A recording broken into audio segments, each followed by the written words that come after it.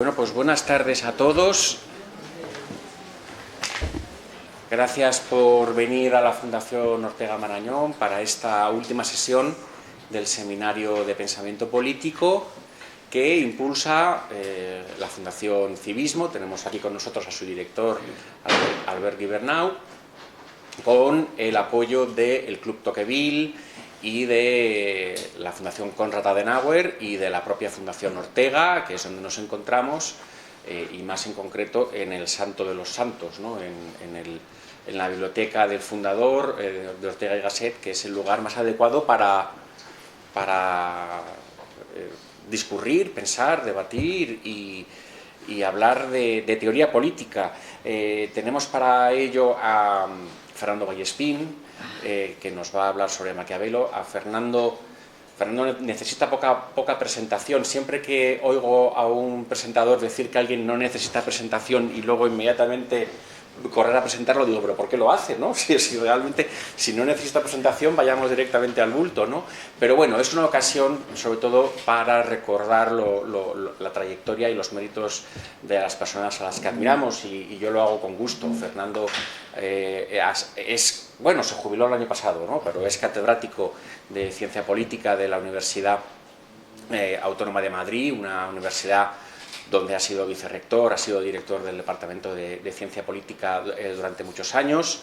Tiene una larguísima trayectoria académica, muchísimas publicaciones y artículos en la disciplina.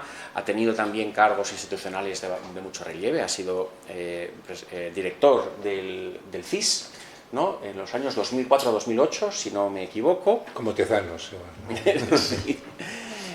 Y bueno, una persona a la que también conocemos por sus intervenciones en la arena pública, en prensa y en radio, con lo cual, bueno, es una persona que además de teorizar sobre la política, ha intervenido, ¿no?, digamos, como ciudadano en los asuntos públicos de nuestro país, y que también desde el año pasado, desde enero, es el director de Revista de Occidente, que es, como se llaman ustedes, la revista que fundó Ortega y Gasset en 1923, que sigue saliendo todos los meses.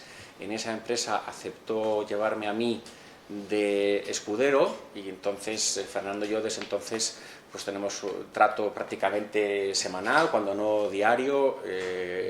Me honro de considerar que, además de esta relación de esta relación de trabajo que tenemos, pues nos une ya una cierta amistad.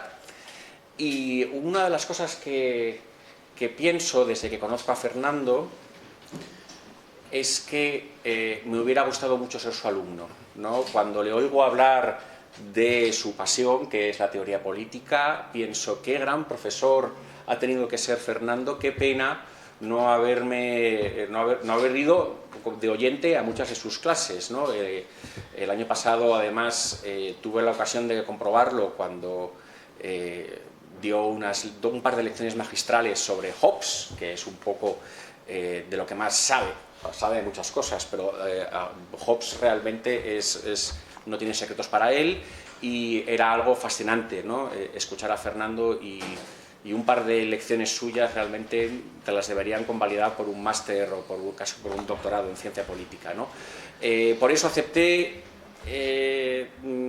pues de grado cuando Albert me propuso invitarle, porque dije qué bien, porque el año pasado le escuché hablar de Hobbes y este año voy a escuchar la lección de Maquiavelo, y entre Hobbes y Maquiavelo pues prácticamente realmente está ya realistas, sí, quizá faltaría una de Aristóteles y una de Tocqueville, y ya con eso no hace falta saber mucho más. Bueno, yo no tengo mucho más que decir. Esto no es un diálogo, esto es una charla en la que Fernando nos va a dar las claves del pensamiento de Maquiavelo. Para prepararlo, lo que he hecho ha sido, yo como alumno, así como alumno bien aplicado, he leído el capítulo que escribió tu colega, creo que falleció prematuramente, ¿no? Rafael del Águila, el capítulo que escribió sobre Maquiavelo para la historia de la teoría política que tú dirigiste. Este es un libro que es una de las obras más conocidas e importantes de Fernando. Su historia es de la teoría política, y yo creo que está en todas las bibliotecas de todos los estudiantes, las bibliotecas privadas me refiero, de todos los estudiantes de ciencias políticas de España, y seguramente también en buena parte de Hispanoamérica. Yo no estudié ciencias políticas, pero mi mujer sí, y cuando uno se casa, pues se casa también con la biblioteca de su mujer, y entonces digamos que me lo he apropiado, me lo he anexionado para mis libros, ¿no? Y estaba en casa, y entonces yo he venido leyendo el capítulo de Rafael del Águila sobre Maquiavelo, y la verdad es que el personaje no puede ser más fascinante, ¿no? A pesar de ser un hombre ya como que se ha convertido en un estereotipo y en un tópico, cuando uno se adentra en su figura, se da cuenta de que hay muchos Maquiavelos, ¿no? Lo que dice Rafael del Águila es que por lo menos hay tres interpretaciones posibles, ¿no? Está el Maquiavelo como cínico, ¿no? Que es quizá el más conocido, el que ha pasado un poco a la cultura popular, pero luego está el Maquiavelo patriota, ¿no? Y luego el Maquiavelo científico, el Maquiavelo teórico, ¿no? Yo creo que si hoy nos vamos de aquí con una pincelada sobre los tres Maquiavelos o los muchos Maquiavelos que hay, pues será una tarde de lo mejor invertida. Con esto termino y te cedo la palabra, Fernando. Muy bien, muchísimas gracias. Yo creo que me voy a poner de pie porque así me podéis ver mejor. Hola, Ángel. Es que Ángel también es de los sufridores de teoría política de la Universidad Autónoma desde hace tantos años. Bueno, muchas gracias, Albert, por la invitación. La verdad es que estoy encantado de poder estar aquí con vosotros, y desde luego de hablar sobre un personaje tan fascinante como Maquiavelo, porque cuando uno pasa revista a todos los teóricos políticos, desde que empieza casi en Sócrates, en Platón, podríamos decir, hasta hoy mismo, uno se da cuenta al final que quien tenía razón era Maquiavelo. Que es una cosa muy curiosa, pero no porque piense que la política es algo tan terrible, ¿no? Que esté sujeta siempre a esa búsqueda casi patológica del poder, sino que uno sabe que los políticos actúan maquiavélicamente, y él describe perfectamente eso.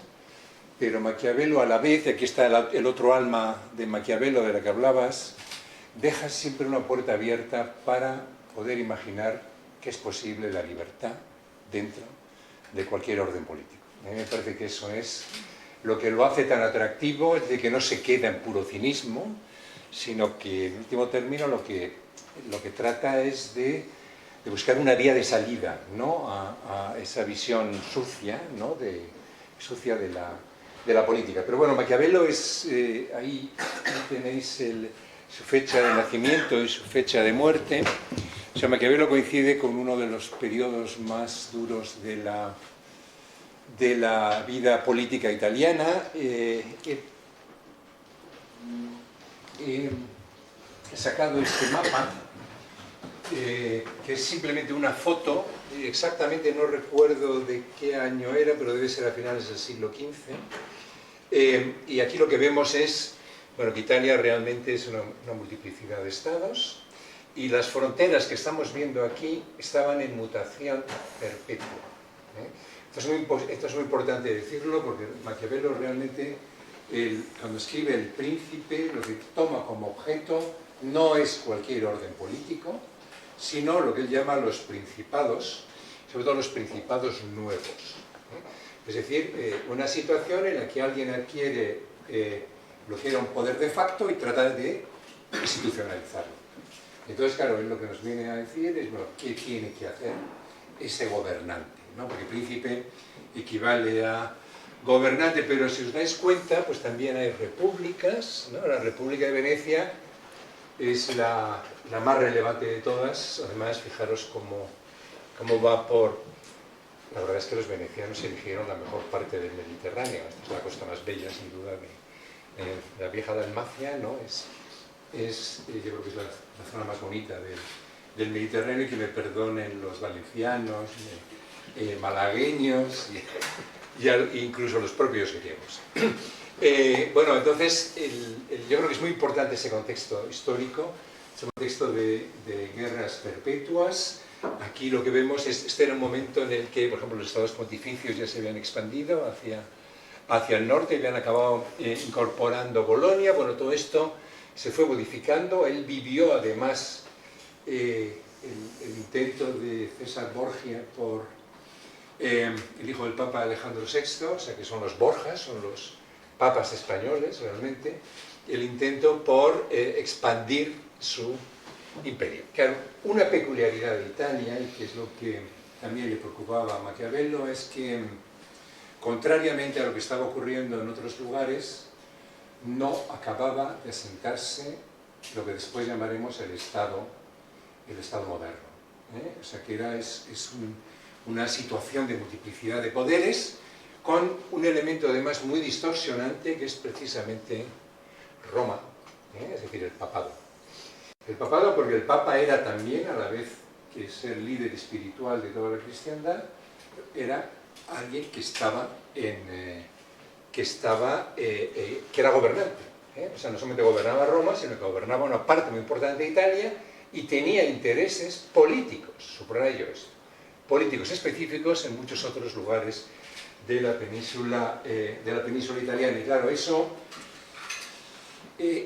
en los discursos, porque Maquiavelo tiene un libro donde se ocupa de los principados, que es El Príncipe, que es el más conocido de todos. Luego tiene otros, de los discorsi, que es como se suele resumir, los discursos sobre la última década de Tito Livio, que es, digamos, donde él analiza las repúblicas, y es donde sale a la luz, digamos, su espíritu republicano. O sea, él estuvo al servicio de la República de Florencia hasta que cayó en 1512, que es cuando ya se exilia, bueno, se ve obligado a exiliarse, estuvo un tiempo preso, se ve obligado a exiliarse ahí en los terrenos de su familia, que se llamaba Santa Andrea de es un nombre muy peculiar, donde si vais por allí podéis comprar el vino que producen.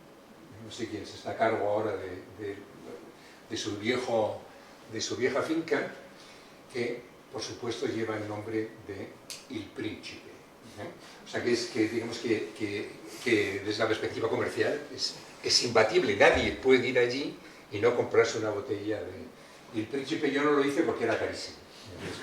En aquel momento era muy joven y no podía permitirme. Ahora, desde luego, me hubiera comprado una caja entera, pero en aquel momento no me lo podía permitir. Y además tampoco me gustaba tanto el vino. Bueno, yo creo que este contexto muy específico de Italia, ese elemento distorsionante, como estaba diciendo, lo que viene a decir Maquiavelo es que el problema del papado, o que el papado impide que Italia pueda convertirse en un auténtico Estado moderno, porque no es lo suficientemente fuerte como para absorber políticamente al resto, ni lo suficientemente débil como para poder permitir que otro pueda hacer, digamos, esa labor de unificación italiana. Pero bueno, yo creo que lo más relevante es, la verdad es que los discursos tienen interés por cómo nos pueden completar la imagen que tenemos de Maquiavelo, pero realmente, bueno, es una teoría del republicanismo cívico más. O sea que Maquiavelo, si no hubiera escrito El Príncipe, muy probablemente no lo estudiaríamos. No sería ese clásico, ¿no? Está entre los tres grandes clásicos de la historia del pensamiento político, porque además fue, aunque también era literato, pero fue casi exclusivamente fue un profesional de la política, de la diplomacia, ¿no? Era colega tuyo, además se ocupó además de cuestiones sobre todo de relaciones con Francia, que entonces Francia es la que estaba sobre todo presionando a través del Ducado de Milán a la República de Florencia, y también tuvo que tener mucho cuidado, y así entró en contacto con la acción de César Borgia con los estados pontificios, que como veis pues hacían frontera con la República de Florencia. Bueno, Maquiavelo es, probablemente sea de los pocos clásicos de la historia del pensamiento político que son casi exclusivamente pensadores políticos. Porque otros, como Thomas Hobbes o Locke, son filósofos. Hobbes incluso se creía que era científico. O sea que Stuart Mill era economista, ¿no? O sea, aparte de filósofo, en muchas otras cosas. Pero Maquiavelo es el teórico político puro, o sea, el que piensa la política de una manera pura. Bueno, este es el momento de, digamos, de despertar de una sociedad que venía durante siglos de estar muy adormecida, de despertar, digo, intelectual. Hay un libro que debéis leer, o sea, que es obligatorio leer. Yo creo que es de los 3 mejores ensayos que he leído en los últimos 10 años, que es El Giro, de Stephen Greenblatt. Es Worth, es el título en inglés, que va de eso, va de cómo de repente los humanistas renacentistas empiezan a cabalgar por toda Europa buscando antiguos textos de Cicerón, o sea, entonces acaban descubriendo el texto de Lucrecio, de Rerum Natura, y cómo eso empieza a cambiar la forma de ver el mundo. Es decir, que se alimentan, curiosamente, del pasado y ese contacto de un presente tumultuoso, junto con, digamos, esas lecturas de los clásicos, lo que permite es la aparición en todos los ámbitos del saber, pero también en la política, ámbitos, digamos, de reflexión autónoma. El Renacimiento, y esto cara a la teoría de Maquiavelo, el rasgo que a mí me importa señalar es que es un momento en el cual se toma plena conciencia de que la razón, el saber, el conocimiento es poder. Scientia sibi potenti, diría Francis Bacon, o sea, el saber es poder. ¿Y qué significa poder en este caso? Pues en este caso lo que significa es que cuanto más sepamos, mayor capacidad tendremos también para transformar el mundo, para ajustarlo a nuestros deseos, a nuestras necesidades. O sea, por tanto, es decir, cuanto mejor conozcamos el movimiento de los astros, pues tanto más eficaz será nuestra capacidad de explorar los mares, ¿no? Es el momento de los grandes descubrimientos, como os podéis hacer idea, pero es también el momento en el que comienza a aparecer un tipo de racionalidad que es racionalidad instrumental. O sea, obtener un conocimiento para conseguir dar con los medios necesarios para satisfacer un determinado fin. Esto es lo que Maquiavelo va a tratar de llevar a la política. O sea, que es un tipo de saber que no es un saber teórico, abstracto, es un saber práctico, pragmático, técnico. Entonces, o sea, Maquiavelo lo que quiere es enseñar al político qué es lo que debe hacer cuando gobierna, o cuando quiere gobernar. O sea, qué es lo que puede hacer, o qué es lo que no puede, o qué es lo que no puede hacer. Bueno, esto me lo salto. Entonces, bueno, pues Maquiavelo lo que hace es... bueno, antes de eso, en esa época hay algo que llama mucho la atención, es la aparición de un nuevo tipo de literatura que se llamaba prácticas. Prácticas de navegación, prácticas de contabilidad, prácticas de una materia u otra. O sea, ya, fijaros, el propio término, prácticas, a lo que se refiere es a qué hacer, cómo aplicar un saber a un determinado ámbito. Que si lo que queremos es descubrir nuevos lugares, de lo que se trata fundamentalmente es de obtener el conocimiento suficiente para poder acceder a esos lugares. Entonces comienza, digamos, a estudiarse en serio la geografía, comienza a estudiarse en serio las técnicas de navegación, etcétera, etcétera. Bueno, pues lo que... y es el momento también, y aquí es donde... es el momento en el que comienza el mundo moderno. Y la característica fundamental del mundo moderno, según el número uno de los sociólogos, el juicio es Max Weber, la característica fundamental del mundo moderno es indudablemente que es el momento en el cual comienza a, digamos, precisamente porque existe esa explosión de los saberes, comienza a gestarse estudios, él lo llama esferas de acción, esferas de estudio separadas unas de otras. Hasta entonces la visión esta teológica, donde lo fundamental es, ¿no?, la religión es la que condiciona la moral. La moral, informada por la religión, debe condicionar la forma en la que se gobierna. La forma incluso en la que se comercia. O sea, fijaros lo que supuso el que se fuera legitimado el interés del dinero. O sea, por eso, digamos, los judíos eran los únicos, porque también se prohibía la usura en el Islam, eran los únicos que realmente no tenían, digamos, una limitación religiosa para poder comenzar a aplicar, ¿no?, actividades de estas financieras, ¿no?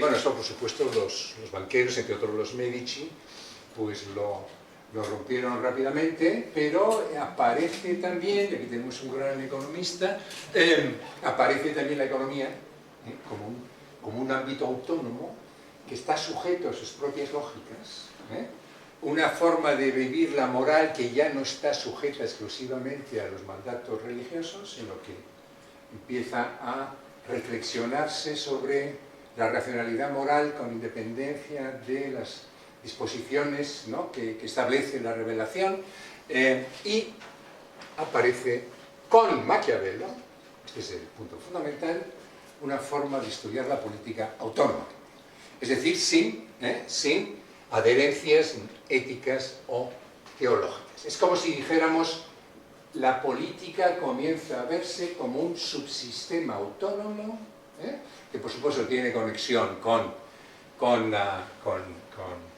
moral, tiene conexión con la religión, y además para Maquiavelo la religión era muy importante siempre y cuando se interpretara al modo romano, es decir, fuera una religión de Estado, no sometida, digamos, a un gobernante externo, que es como puede ser el caso del papado.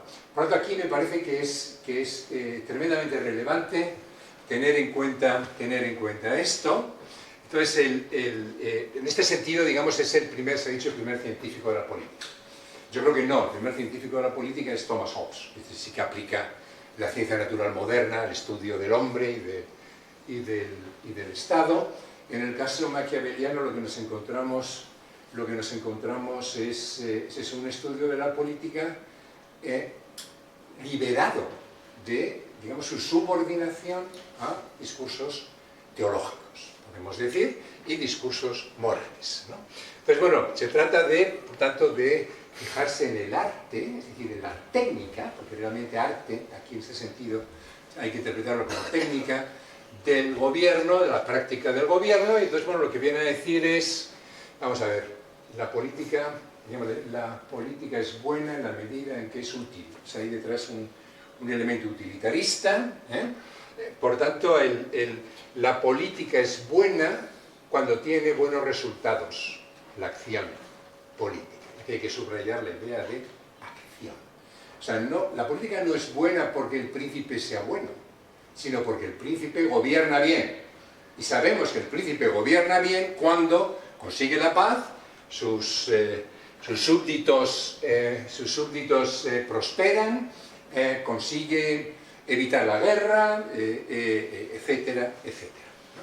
Entonces, bueno, el saber político, por tanto, debe atender a lo fáctico. El saber político tiene que lidiar con la realidad, tiene que eliminar todo tipo de metafísica.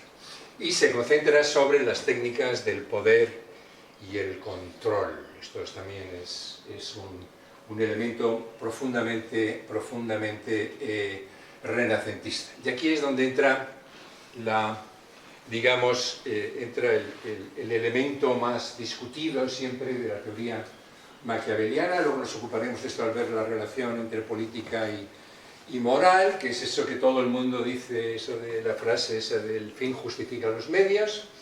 Sí, eso lo dice Maquiavelo, pero lo que viene a decir es, lo dice en la versión que nos ofrece Nietzsche: quien quiere el fin debe querer los medios. O sea, que viene a ser más o menos esa famosa expresión, ¿no?, de que para hacer una tortilla hay que romper huevos. En el sitio literal. Como es obvio. O sea, ese es... o sea, quien se embarque en una actividad política inevitablemente tiene que entrar en zonas donde, digamos, que son muy delicadas para la moral. Pero lo que me interesa subrayar muchísimo es que Maquiavelo, y esto es una de las observaciones que hizo sobre él Schopenhauer, ¿no? O sea, lo que viene a decir Schopenhauer de la obra maquiaveliana es que, bueno, que Maquiavelo es algo así como un maestro de esgrima, ¿no?, que lo que enseña es a manejarse con la espada, pero él no se siente responsable de lo que luego haga su discípulo. Su discípulo puede utilizar la espada para defender a viudas desamparadas, pero también puede utilizar la espada para asesinar a gente. Es decir, pero él lo que enseña es cómo manejar la espada. Es decir, lo que se trata de ver es cómo, o sea, qué principios he de seguir o qué máximas para la acción se imponen dentro de este medio.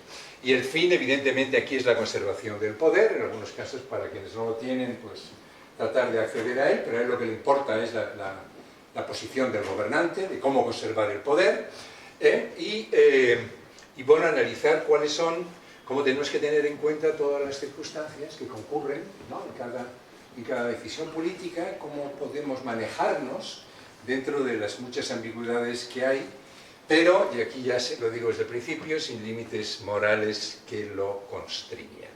O sea que el tecnicismo se acaba convirtiendo en amoralismo.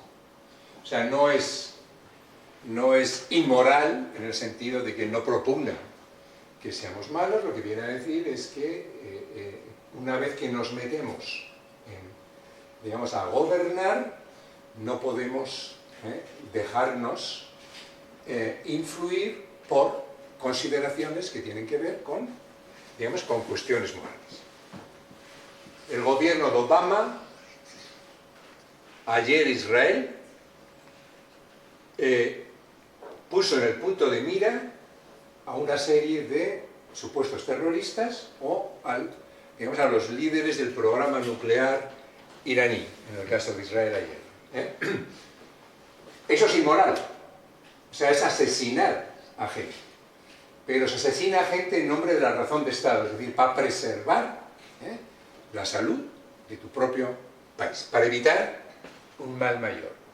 O sea, fijémonos, o sea, que esto no es algo del Renacimiento. ¿Cuál es la divisa de los agentes 00? Como James Bond, con licencia para matar. O sea, que es aterrador. O sea, es decir, que el Estado paga a alguien y le permite asesinar a gente.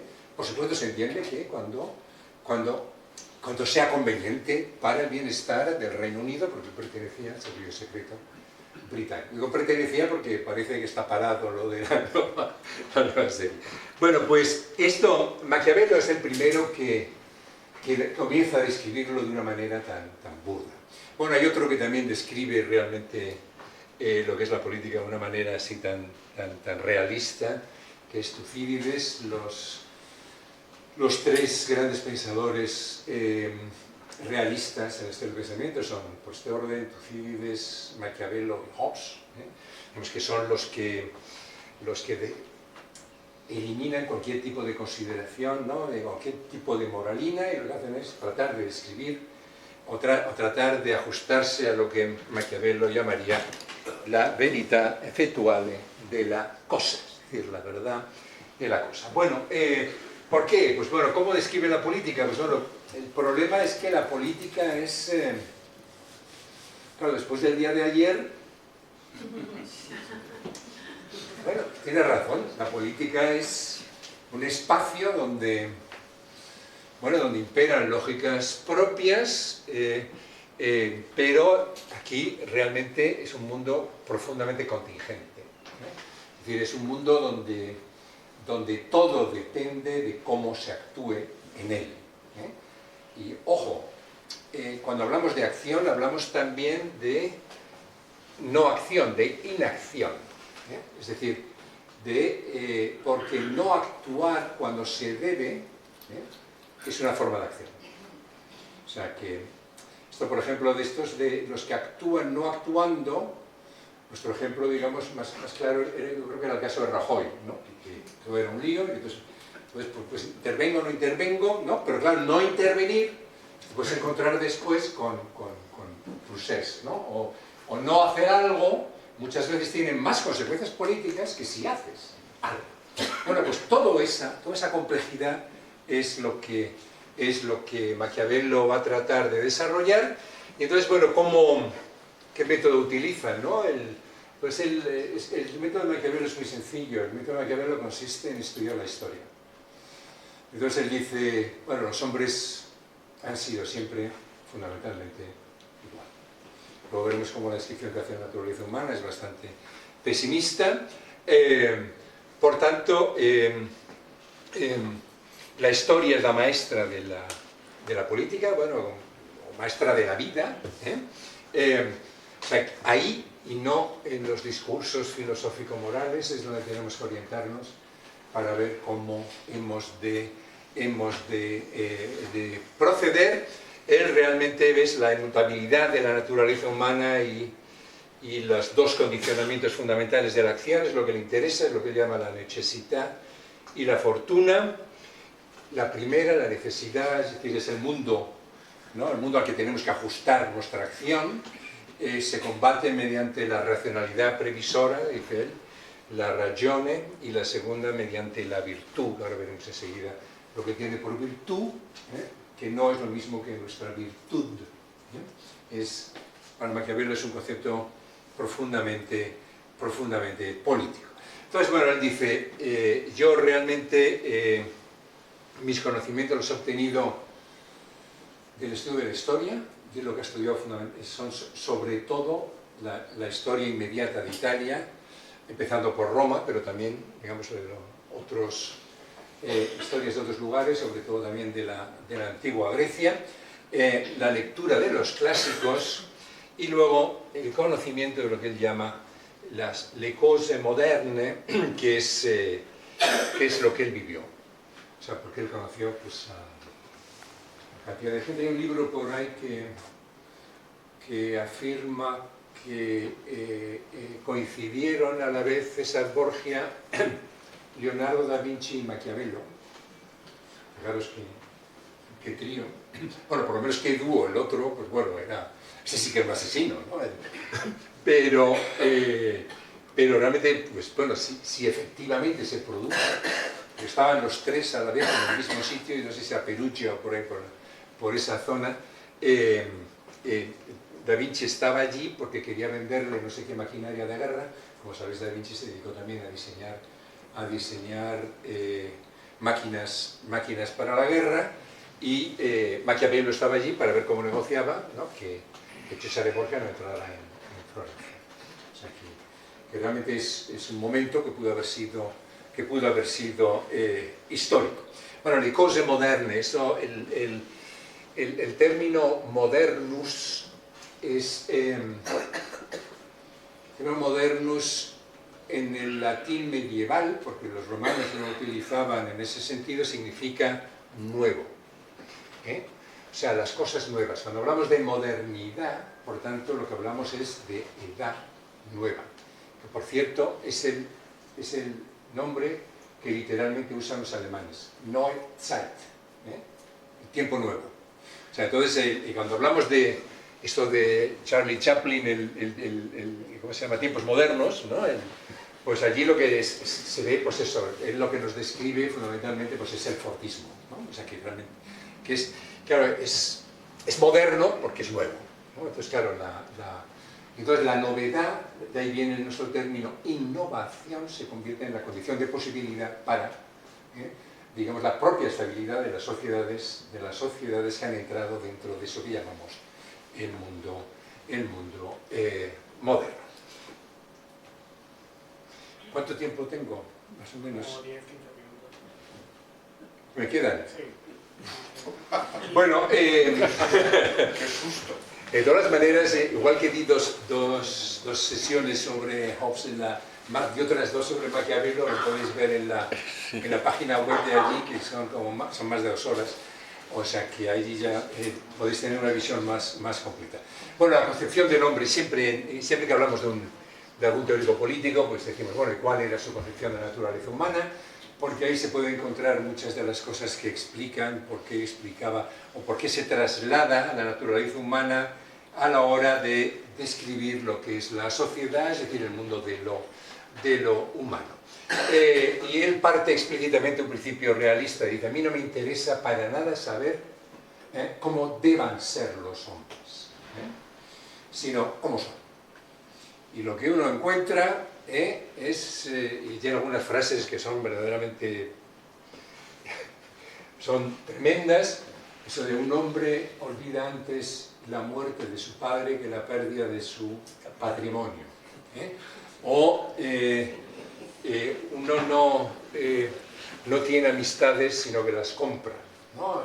Todo así, ¿no? O sea, continuamente va sacando elementos, ¿no?, sobre la naturaleza humana que son realmente pesimistas. Pero, atención, o sea que lo que le distingue a Aristóteles, por tanto, es que lo que destaca sobre todo son los elementos conflictuales en vez de los elementos cooperativos. Y lo que le diferencia de alguien como Agustín de Hipona, que hace una descripción del ser humano también, que yo creo que es de las más crudas, mucho peor que la de Hobbes, o sea, y que la propia de Maquiavelo, pero claro, él por lo menos explica por qué, y es por el pecado original, ¿no? Entonces el pecado original ya nos persigue, y claro, al poseer el pecado original y no poder acceder a la gracia, es por lo que el ser humano es malo. Pues además, para Agustín de Hipona, lo bueno de la política es que impide que nos matemos unos a otros. O sea que realmente la visión que tiene es terrorífica. Y esto de aquí es fundamental, universalidad y persistencia de los rasgos humanos fundamentales. Siempre y en todas partes ha sido así. Claro, esto es una visión muy dura. Esta es una visión también que está muy presente en Tucídides, que está presente en Thomas Hobbes, que se rompe esta visión del ser humano al llegar a Rousseau. Rousseau piensa que el ser humano es malo porque el tipo de sociedad que hemos construido realmente es injusta y por tanto está sujeta a una serie de vicios que impiden que se pueda desarrollar una naturaleza humana buena, ¿no? O sea, que es la perfectibilidad del ser humano. Aquí claramente, o sea, nos encontramos con ya una decisión, y es que esto no va a ser posible. Por tanto, pasiones como la avaricia, el orgullo, la ambición, son algunas de las causas que los inclina más hacia el mal que hacia el bien. O sea, que el ser humano es un ser, lo decimos hoy, después de lo de ayer,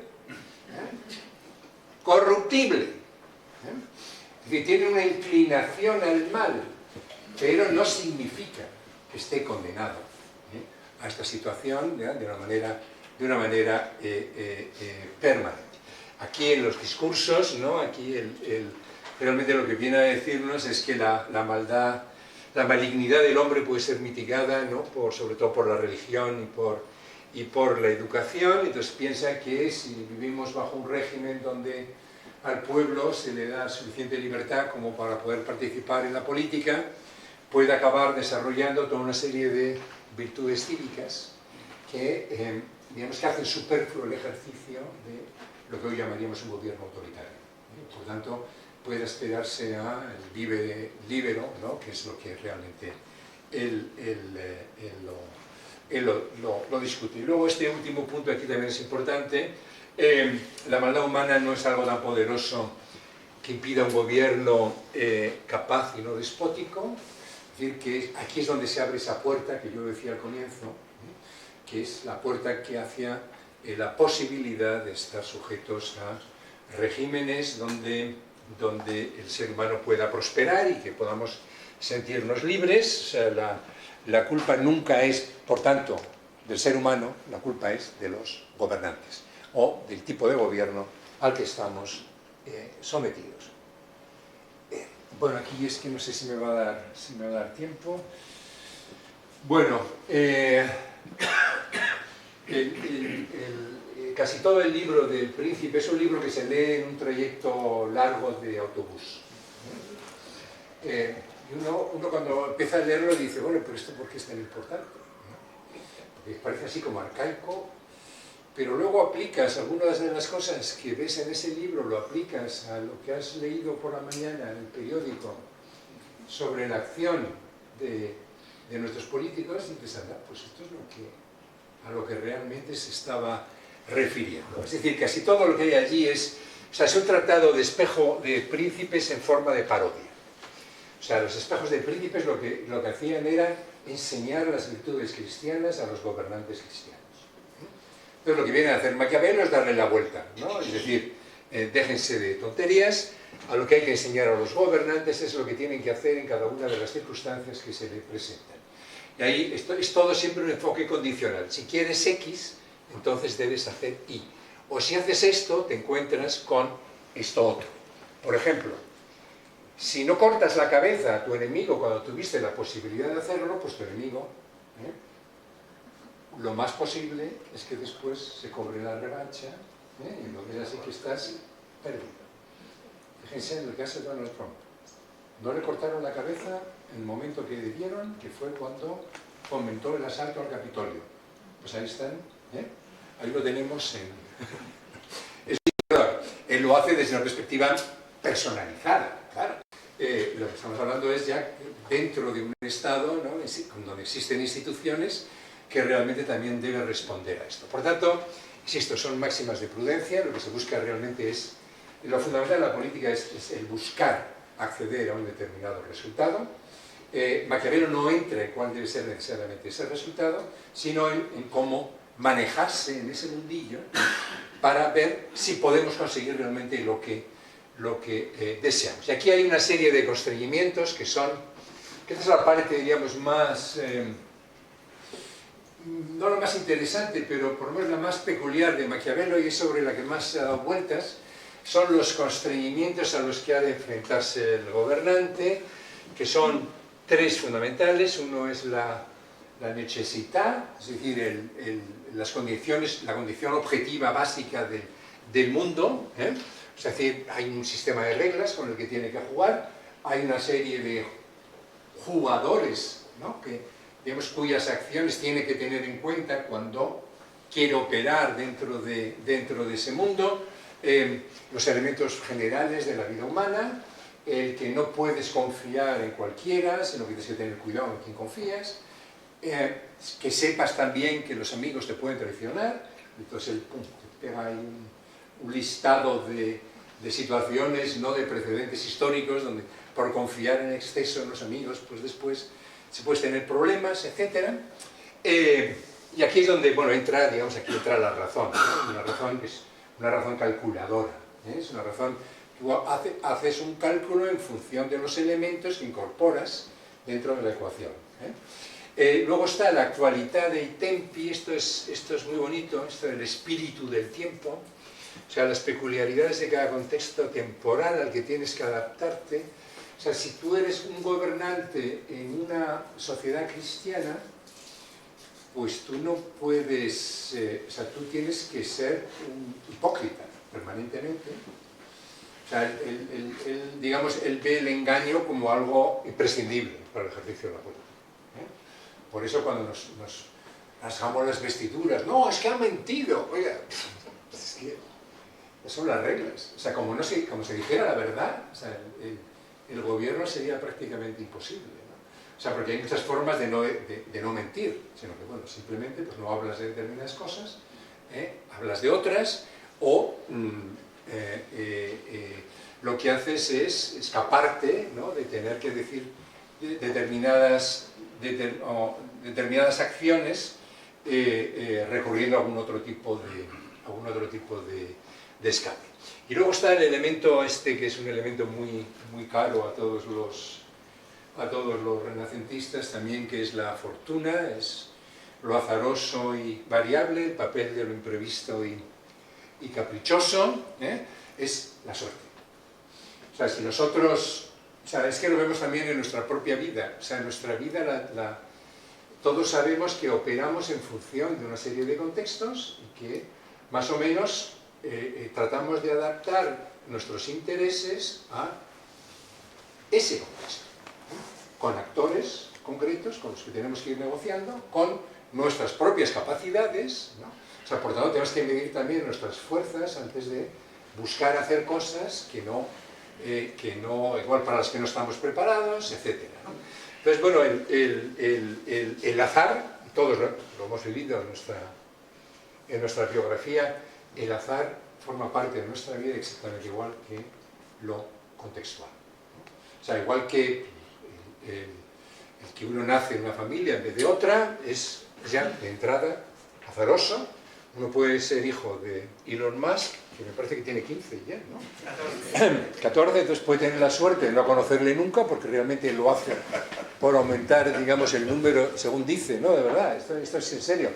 Dice por aumentar la natalidad, pero también la natalidad de personas inteligentes, porque claro, si él es el padre, pues aumenta el número de personas inteligentes en el mundo gracias a ser sus hijos.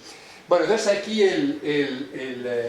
digamos el elemento fundamental de la teoría y por lo que mide qué tan bueno es un gobernante, se fija en eso que él llama la virtud. Entonces, un príncipe sería virtuoso en este caso si realmente a través de la acción consigue el resultado deseado, y lo que se trata es de saber cuáles son las competencias, habilidades, aptitudes que forman parte del gobierno virtuoso. O sea, que está desvinculado del sentido ético o moral. Entonces, bueno, hay tres usos distintos en su obra del concepto de virtud, por lo menos yo no he encontrado más. Por un lado es la capacidad de decisión, el vigor, firmeza de espíritu, arrojo, atrevimiento para decidir. Hasta ahora Sánchez encaja muy bien. Digamos que es el modelo que pone siempre para el príncipe nuevo. Luego él utiliza el modelo de los fundadores, que es la fuerza o energía que crea imperios o repúblicas. Por ejemplo, el análisis que él hace de Liburco en Esparta, o el análisis que hace de Rómulo en el caso de Roma, o de Moisés en el caso de Israel, ¿no? Que Moisés es el padre de la criatura realmente, ¿no? Es quien crea realmente el cuerpo que después va a acabar llamándose Israel. Y luego hay otro concepto también, que es la energía cívica, que esto es el modelo de ciudadano republicano, que el pueblo transmite al Estado y lo fortalece y estabiliza. Qué importante es esta dimensión de la virtud, porque la tenemos olvidada. O sea, nos podemos quejar de nuestros gobernantes, pero también podemos quejarnos de nosotros como ciudadanos, ¿no? Que somos ciudadanos que en muchos casos no atendemos a ese requerimiento, ¿no?, de la virtud, en el sentido de comprometernos con la cosa pública. Es un sujeto autoconsciente, flexible, con grandes dosis de autoconfianza, capacidad de decisión, autodisciplina, astucia, y aquí he puesto yo en definitiva el sujeto calculador y autoafirmado del Renacimiento. Es decir, es el hombre nuevo que nace en el Renacimiento, Pico della Mirandola es un libro de Hominis Dignitatis Oratio, que es donde es un texto bellísimo, además muy breve, o sea que lo podéis comprar y leer, además también en un trayecto de autobús. Entonces ahí pone a Dios dirigiéndose al hombre, y hay un momento en el que le dicen, esto es precioso, esto sí que es moderno, esto sí que es nuevo, en sentido literal, dice: yo no te he hecho ni animal, ¿no? ni ser divino, pero sí te he dado de la capacidad para que tú, por ti mismo, puedas ascender hacia lo cuasi divino o descender hacia las bestias. Libertad. Eso es libertad. Eso, pero claro, la libertad tiene también otra cara. Aquí está el libro también de Erich Fromm, aprovecho ya para recomendar libros, El miedo a la libertad, que lo que hace es analizar la cara oscura, ¿no? de eso de que de repente ves que te abren puertas, rápidamente las traspasas y ¡pum!, ¿no? Y llevas el choque, y entonces siempre el miedo a atreverse a pensar, atreverse a actuar, atreverse a hacer cosas que en ese momento todavía no están suficientemente establecidas. Bueno, el personaje César Borgia se dice que fue uno de los inspiradores. También le encantaba Fernando el Católico porque era muy maquiavélico. Y luego aquí, bueno, vamos a ver cómo juega la virtud, la fortuna y la ocasión, y ya voy cerrando un poco. Entonces, bueno, la virtud, virtud y fortuna es como una especie de choque de fuerzas, ¿no? Son dos opuestos. O sea, por un lado lo que se trata es de disciplinar el mundo y cuando acontece algo imprevisto, ver cómo podemos reaccionar para no vernos perjudicados por esa situación. Por tanto, se requiere previsión, anticiparse a los giros de la fortuna, armonizarse a la condición de los tiempos, saber leer los cambios, desviarse de las inclinaciones o hábitos, predisposición a cambiar en función de las mutaciones del contexto, o sea que la Constitución sí permite la amnistía. Bueno, pongo estos ejemplos, si se hubiera puesto al contrario, pues que valen al contrario. Podemos elegir cualquier gobierno, porque realmente eso es lo que hace, ¿no? Y luego hace un símil, esto no les va a gustar nada a nuestras amigas, hace un símil entre fortuna y mujer, aquí aludiendo a la supuesta volubilidad e imprevisibilidad de la mujer, ¿no? Y dice: vale más ser impetuoso que precavido, porque la fortuna es mujer y es necesario, si se quiere tenerla sumisa, castigarla y golpear. Un libro muy bonito de Hannah Pitkin que se llama Fortune is a Woman, ¿no? La fortuna es una mujer, pero bueno, en cierto modo es siempre se ha visto, ¿no? el estereotipo ese, ¿no? De que la mujer es imprevisible, ¿no? O sea, el varón, y eso lo saben las madres también, ¿no?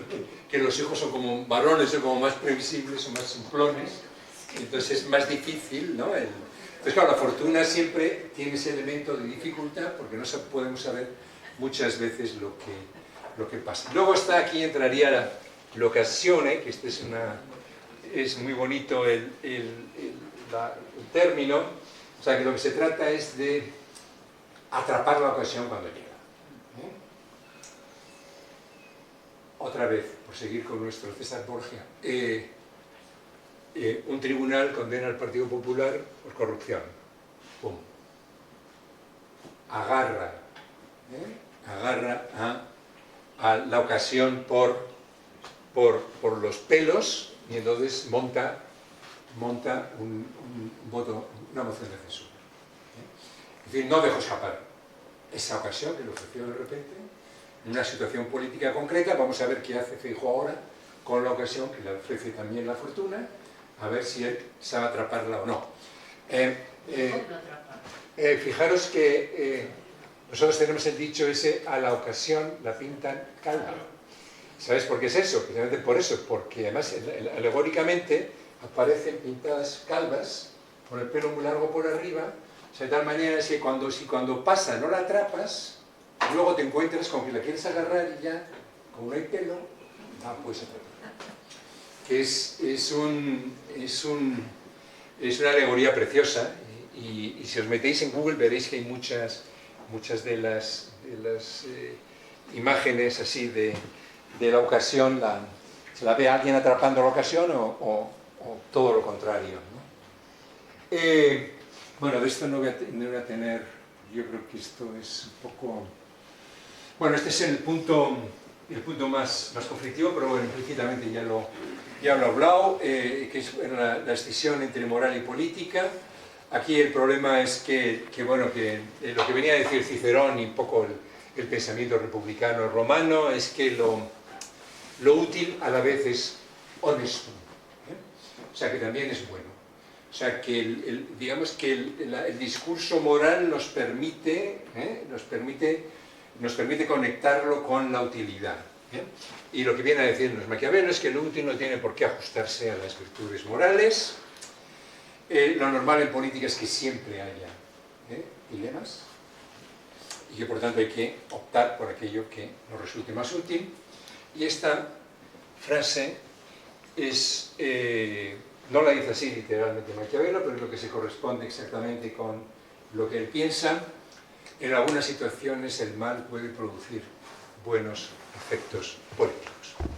Fijaros, Rómulo mató a su hermano Remo, que eso Agustín de Hipona siempre decía que las ciudades son hijas del fratricidio, ¿no? Porque bueno, también en la Biblia se habla de que Caín, después de matar a Abel, fue fundador de imperios, ¿no?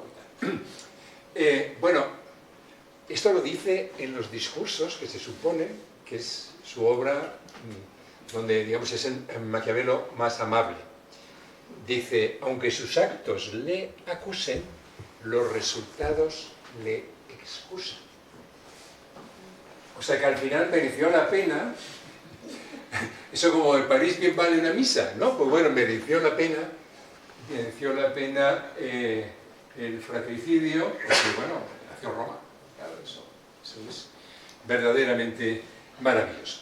Y luego, bueno, el príncipe aparece como un ser diferente a los hombres ordinarios, esto es muy importante. No ha de someterse a las leyes y puede descender al nivel de las bestias. En un momento dice, es necesario ser zorra para conocer las trampas y león para amedrentar a los lobos. O sea, que es que ser astuto y a la vez rígido, ¿no? Y una vez que adopta una decisión, pues llevarla hasta sus últimas consecuencias. Y la política es también el lugar de las apariencias y el engaño. Le aconseja al príncipe al ser un gran simulador y disimulador. Bien, tengo aquí el republicano que lo he ido metiendo. Vamos aquí un poco al balance final. Yo creo que, bueno, como he dicho, es muy importante fijarse en el contexto italiano. Él era efectivamente un patriota. Él se dio cuenta enseguida, por el ejercicio de su cargo en Florencia, se dio cuenta enseguida que la tomadura de pelo que significaba el tener que depender para su defensa de los condottieri, que eran una panda de sinvergüenzas, que además eran familiares entre sí, entonces pactaban quién ganaba o quién perdía una determinada batalla, ¿no? Entonces, pues lo que promovió fue crear milicias populares florentinas. De hecho, las creó, que luego tardaron un poco. O sea, que realmente es una persona muy... Luego tiene otro libro sobre el arte de la guerra, etcétera, etcétera. Pensó la política desde esa perspectiva realista y pragmática, que como elaboración teórico-contemplativa, y esto aquí yo creo que es quizá el punto más importante, que su pesimismo antropológico le condujo a examinar el Estado no como el lugar de la realización del hombre, que es la visión aristotélica, ni como guía teórico-moral, que es Tomás de Aquino, sino como, fijaros, caparazón protector de los impulsos asociales y autodestructivos de la convivencia humana. O sea que en último término, si hay algo de lo que venía a decir Agustín de Hipona, ¿no? Que que en último término el Estado nos protege de un modo de vida que sería infinitamente peor si no existiera. Entonces, por eso promueve una dirección política definida sin ambigüedades, gobierno fuerte y centralizado, pero, y este punto también lo separa de Hobbes, es que le preocupa menos cómo se organiza el Estado, lo que le importa es la acción política, o sea, los elementos dinámicos de la política, ¿no? Los que procuran un Estado se lo llevan a perderlo, someten a un pueblo, fomentan la rebelión, etcétera, etcétera, etcétera. Yo si tuviera que pronunciarme, pero bueno, ¿qué era? Cínico, que era un republicano, pues yo diría que él era republicano y que debió sufrir enormemente al ver que era prácticamente imposible, dado el ambiente que reinaba entonces en Italia, poder adaptarlo al gobierno de la política. Yo creo que el elemento que hace que Maquiavelo perviva como clásico obedece a que el haber sacado a la luz la escisión entre el mundo del deber ser y la política, o sea, la tensión entre bien común y justicia, y bueno, es un consecuencialismo prudencial, por tanto que es un problema que todavía no he encontrado respuesta. Es decir, que lo que él siempre tenemos que atender a las consecuencias de la acción. Ese es el punto fundamental, y siempre tenemos que prever esas consecuencias cuando nos toca decidir. Entonces, bueno, como dije al comienzo, dan el clavo. Dan el clavo de lo que es la política como forma de acción. Dan el clavo cuando describe lo que es necesario para ser un político. Si no, es decir, si temes adoptar decisiones, estás muerto. O sea, tienes que anticiparte a los acontecimientos, tienes que saber responder. Yo, por ejemplo, veo a Sánchez, siempre lo he interpretado desde una perspectiva así maquiaveliana y encaja bastante bien. Acordaros de la decisión que tomó inmediatamente después del resultado de las elecciones municipales y autonómicas. Fue convocar unas elecciones generales. Le fue de cine. Eso que parecía que era imprudente, sin embargo, fue la decisión, desde la perspectiva suya de conservar el poder, la decisión más racional dentro de ese contexto. Entonces, efectivamente, luego ya enseguida, porque él sabía que iban a empezar a negociar con Vox los diferentes gobiernos de algunas comunidades autónomas, entonces, pues al final, eso, mucho del voto socialista que pensaba trasladarse al Partido Popular, pues se quedó o en casa o se mantuvo fiel al Partido Socialista. Bueno, eso es lo que hace un político.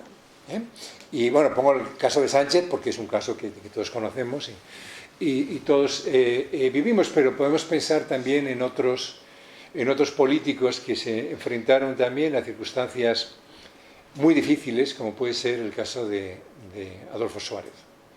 Adolfo Suárez también encaja, o sea, merecería la pena hacer un análisis de las decisiones que fue tomando, sobre todo el tempo, ¿no?, en el que fue haciendo la transición.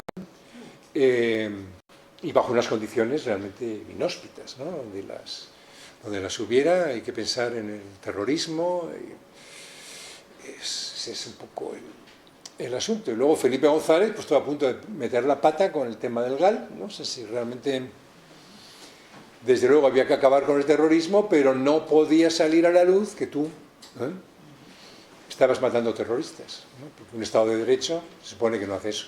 Si los terroristas están en Oriente Próximo y lo hace Obama, pues no pasa nada, pero claro, es en tu propio territorio o en el país vecino. Bueno, lo dejo aquí y si queréis pues ya profundizamos más en algún elemento de la teoría maquiaveliana que os pueda interesar. Gracias.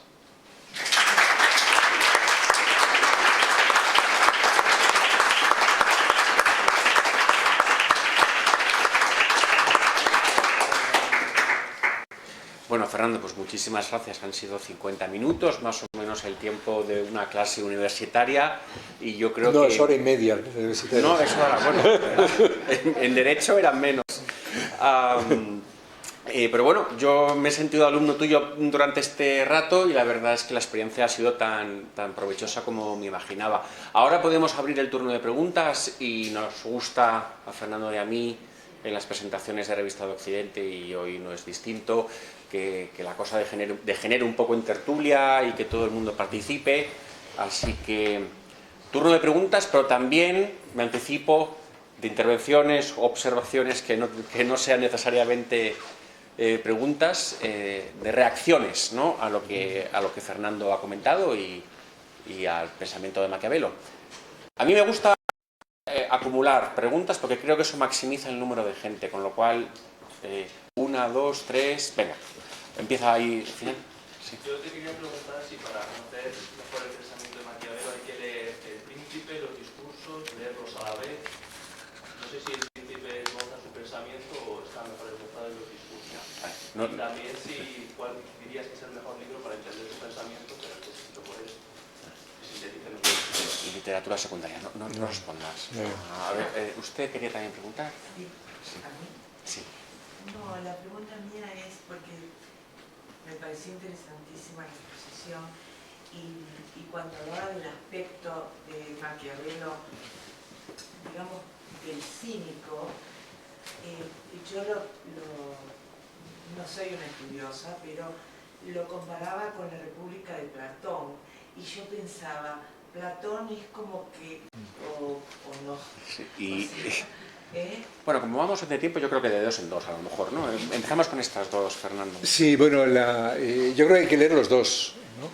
Pero claro, el objeto es distinto. Uno va de las repúblicas y realmente digamos, la pregunta de investigación en los discursos es el buscar una respuesta a qué fue lo que hizo tan grande a Roma, ¿no?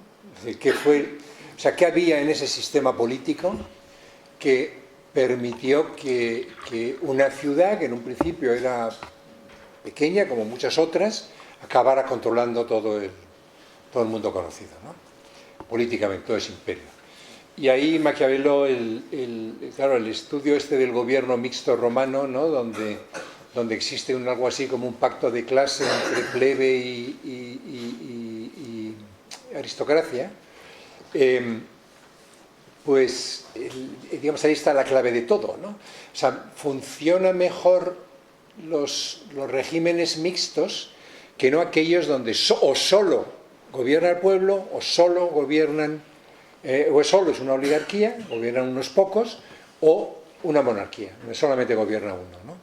Y luego otro elemento fundamental es que, y esto es una cosa muy bonita, Maquiavelo es favorable a que se hagan públicas las tensiones políticas, ¿no?, que es algo que ocurría en Roma, en la República Romana. Entonces, porque claro, si hay un gobierno, digamos, una especie de despotismo, por muy ilustrado que sea, por parte de la oligarquía, en este caso sería el Senado romano,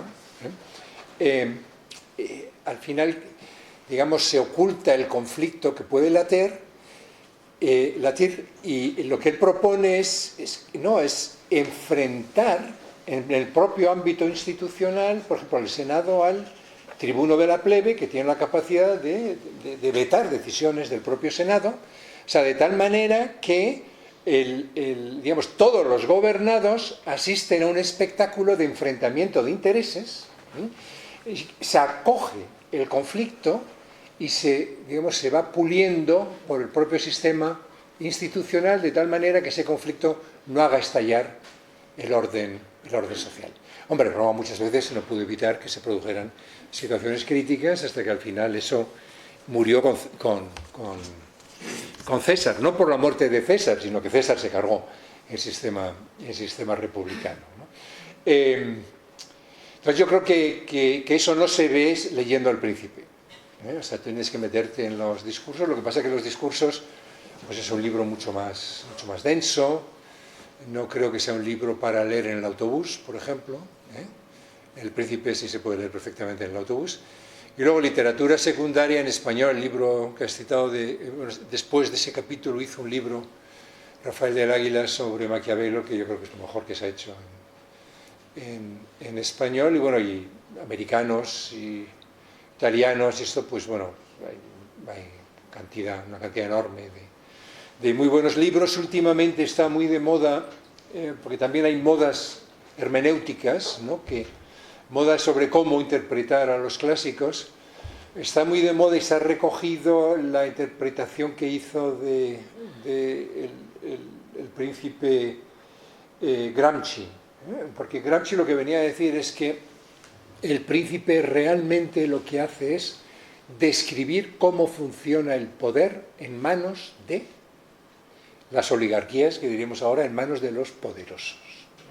O sea que lo que hace en último término es despojar al poder de toda la pompa de la que se vale, de todo ese conjunto de racionalizaciones, y describirlo simplemente como un juego de poder para mantenerse en el mismo, ¿no? Entonces eso ahora pues, está otra vez volviéndose a ese tipo de interpretación, que viene a decir lo mismo que las interpretaciones más republicanas de Maquiavelo, ¿no? Que es que en el fondo realmente lo que quiere es desnudar, ¿no? el ejercicio del poder en nombre de una alternativa posible a través de la República, ¿no? Fernando, y en relación con esto, no hemos hablado de la recepción del libro en vida de Maquiavelo, porque El Príncipe, si no me equivoco, y esto quizás sea interesante hacer aquí el inciso, él lo escribe, pero no lo deja circular, o sea, y de hecho no se imprime... Sale después de muerto. Exacto, se sabe que la obra existe, pero no se publica sino póstumamente, ¿no?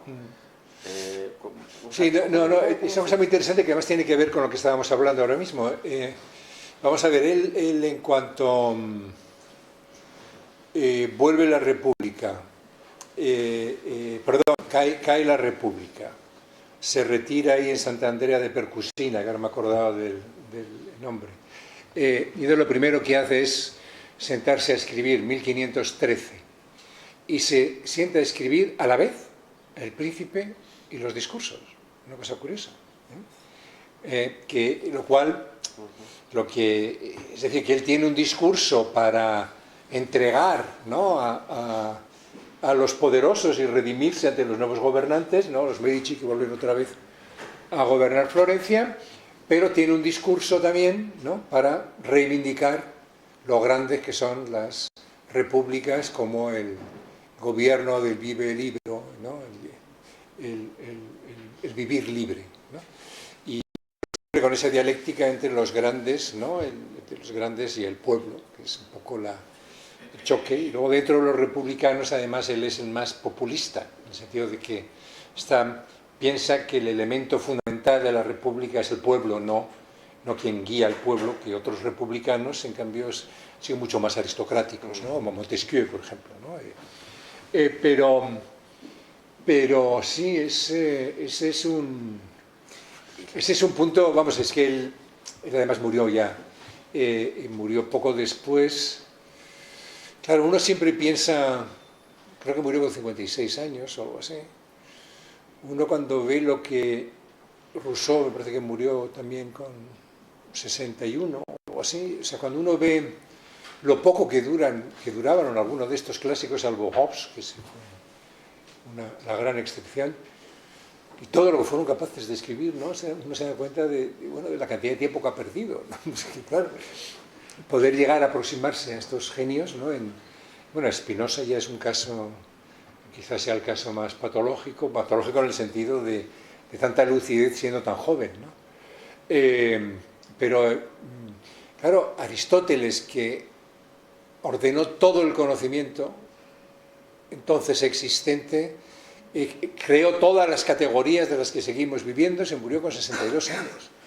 No había ChatGPT, no había fotocopias, no había imprenta. O sea, ¿cómo es posible, ¿no?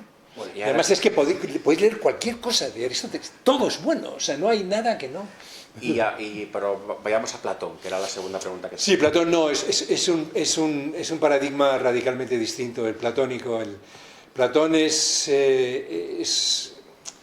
la dictadura de los sabios, lo que él propugna, él lo que viene a decirnos es de una crueldad espeluznante. Nacemos desiguales y todo lo que se trata es de poder ordenar a la gente en función de cuáles son sus limitaciones, sus virtudes, ¿no? Entonces, los que son listos los educamos aparte y son los que deberían gobernar. No pueden tener familia, o sea, es una comuna, no pueden tener bienes, o sea, no rige la propiedad privada para ellos, pero, digamos, es decir, que viven para la polis, ¿no? Y como tienen la capacidad de conocer la verdad, que entra toda su teoría de las formas, etc., como tienen la capacidad de acceder a la verdad, son los únicos que pueden saber lo que realmente conviene al pueblo. Luego están los fuertotes, aunque sean tontorrones, y esos son pues los que les ponemos de guardianes, ¿no?, dedicados a la defensa, y el ejército y la policía, digamos. Y luego ya los demás a trabajar para que produzcan, ¿no? Y ahí sí dejamos, ¿no?, y entonces, bueno, pues cuando son pequeñitos los vamos buscando a ver quiénes destacan. Ahí en el kindergarten vamos viendo quiénes destacan y los llevamos ya para darles una educación específica como... Ahí el contraste es interesante, ¿no? Porque Platón es el utópico que no deja espacio a la libertad, como le ocurre a muchas utopías, ¿no? Y Maquiavelo es el realista que quiere que haya un resquicio para la libertad. Sí, yo diría que sería, ¿no?, que sería así. Pero bueno, esto es el propio... Vamos a ver, el libro La República de Platón, que es donde sale esta teoría, es un ejercicio, diríamos, que yo creo que hay un simbolismo, está cargado de símbolos, y realmente lo que trata de describir es proyectar la tripartición que existe, que él dice que existe en el alma humana, proyectarla a la polis, ¿no?, que debe también estar gobernada por tres clases, ¿no? Entonces el alma humana pues tiene una parte que es la lógica, ¿no?, el logisticón, la razón, la parte racional, tiene una parte que es la hedonista, que es buscar satisfacer deseos, y luego tiene otra que es el thumos, que es una cosa muy bonita, que es el carácter. O sea, que hay muchas personas que pueden ser muy listas, pero si carecen de carácter, pues no puedes hacer nada. Y entonces, claro, los guardianes son los que tienen carácter y los filósofos gobernantes son los que tienen lógica, ¿no?, tienen razón, tienen logos, y luego el resto pues se dedican a satisfacer placeres, ¿no? Pero es o sea, realmente yo creo, vamos, esa es mi impresión, yo creo que se ha convertido en tratado político lo que realmente es un estudio sobre el alma humana, y cómo acceder a la verdad. Además es el libro donde hay unas discusiones, digamos, maravillosas sobre el conocimiento de la verdad y todo lo demás, ¿no? Tenemos tiempo para dos preguntas más. A ver, usted y usted. Yo te quería preguntar, cuando has hablado de, Pedro Sánchez está clarísimo que ha ido a poder, pero luego también cuando has hablado de Felipe González, yo creo que es más la influencia que tuvo Acceso Guerra, porque yo he oído hablar de Acceso Guerra y es realmente un maquiavélico total, en el sentido no de meme, sino auténtico, ¿no? Yo pienso que él tuvo una enorme influencia de Felipe González a la hora de tomar decisiones, me da mi impresión. Sí, bueno... Espera. Vamos a acumular, porque si no, no nos da tiempo. No, en absoluto. Yo quisiera preguntar... No, usted quería preguntar también. Quería preguntarle al profesor Vallespín, estableciendo una comparativa entre Hobbes y Maquiavelo, ¿qué es lo que prescriben cuando el gobernante no cumple con su parte del contrato, cuando no gobierna bien? Y ya viendo hacia el futuro, como hemos estado hablando también de Max Weber y continuamente del Estado, de cada futuro, ¿cuál es la perspectiva, cuál es a tu juicio el futuro del Estado como forma de organización político-social? Porque esto no va a estar aquí para siempre. Pues la última es espanota. Bueno, entonces, primero con la pregunta... Sí, bueno, vamos a ver, yo he puesto algunos ejemplos Sí. de lo presente que está Maquiavelo en la vida pública, pero es que lo vemos en todos, ¿eh? O sea, podemos utilizar a Ayuso exactamente igual que hemos utilizado a Sánchez, ¿eh? O sea, que hay digamos, el homo politicus o es maquiaveliano o fracasa, ¿eh? O sea, el poder exige pues, una serie de cualidades y sobre todo eso hay que fijarse mucho en cuándo actúa, cómo actúa, en qué dirección actúa. Y eso es bueno, eso es lo que realmente pues, nos enseña Maquiavelo, les enseña Maquiavelo. Y bueno, yo creo que ahí había el tándem inicial entre Felipe y Alfonso Guerra había una división del trabajo, ¿eh? Entonces uno era el good cop y el otro era el bad cop, ¿no? El policía malo, el policía bueno, pero estaba perfectamente. Y luego después Aznar hizo una cosa muy parecida con Cascos. Con Cascos. Que Cascos era el brutote y luego llegaba el otro más moderado, ¿no?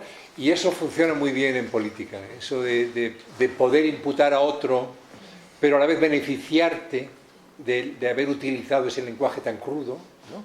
Porque también te permite captar a otros que si no captarías, ¿no? Pero no pierdes a los tuyos, ¿no? Porque no ha sido Felipe quien lo ha dicho, ha sido el otro, ¿no? O ha sido Cascos, no ha sido Aznar. O sea que ese es el juego de la política, y eso es lo que trata de escribir Maquiavelo bajo condiciones, claro, completamente diferentes de las nuestras, ¿no? Y Maquiavelo, Hobbes, dices, Sí, lo quiero decir, cuando se rompe el contrato, bueno, sí, pues... Con Hobbes lo tengo más o menos claro, con Maquiavelo no tanto. No, Maquiavelo lo que viene a decir es, si pierdes el poder es porque no has sido hábil. O sea, digamos que el político se mide por los resultados que tiene. Es como las empresas. O sea, si tú no produces, si tú no vendes, la empresa palma, ¿eh? Y lo mismo ocurre con el gobierno de alguien. O sea que si tú lo haces mal, acabas perdiendo el poder. Y en las democracias es incluso mucho más cruel, casi, ¿no? Porque tienes que estar permanentemente compitiendo, ¿no? En las autocracias, pues bueno, pues a menos que una rebelión popular o el ejército se rebele, pues no... En ambos casos se justificaría la rebelión o el magnicidio. Yo creo que no, vamos a ver, es que no entra en esa discusión realmente. Yo creo que Hobbes, sí. el Maquiavelo republicano sí justificaría, diríamos, el tiranicidio, ¿eh? O sea, Maquiavelo justificaría a Bruto, por entendernos, ¿eh? Como todos los republicanos, ¿no? O sea, si César va a imponer ya la dictadura y entonces va a derrotar el Estado, pues bueno, estaría justificado. Hobbes, no lo sé, porque es que Hobbes lo que pasa es que, digamos, un gobernante que es incapaz de garantizar la paz social, ya por definición es ilegítimo, con lo cual se autodegrada a sí mismo, ¿no? O sea, que no es imaginable un leviatán legítimo que a la vez, digamos, que no consiga que la gente lo apoye. O sea, tú tienes que conseguir que te apoyen, ¿eh? Porque si tú no garantizas la paz social, entonces realmente pues pierdes toda tu legitimidad.